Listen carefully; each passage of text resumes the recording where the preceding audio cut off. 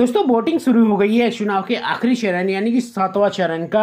और आप सभी को आज के डेट में ही वोटिंग करनी है अपने पावर स्टार पवन सिंह का। दोस्तों पूरी बात बताएंगे इस वीडियो में आप सभी को कि किस चुनाव चिन्ह पे आपको पावर स्टार पवन सिंह को और कितने नंबर पे आपको ईवीएम में पावर स्टार पवन सिंह देखने को मिलेंगे, जिसपे आप बटन दबा के पावर स्टार पवन सिंह को भारी मतों से विजयी बनाएंगे।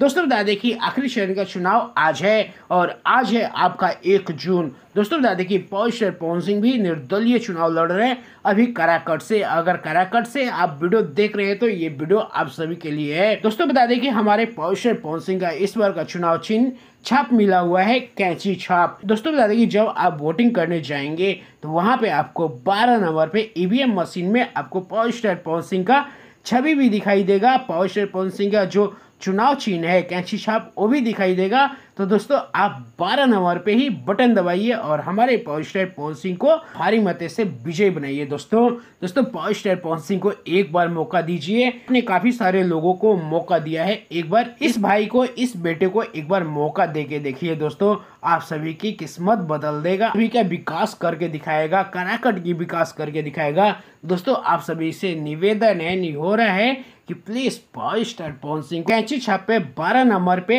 ईवीएम का बटन को दबाइए और पावर स्टार पवन सिंह को जिताइए। बाकी दोस्तों चलिए इस वीडियो में इतना ही।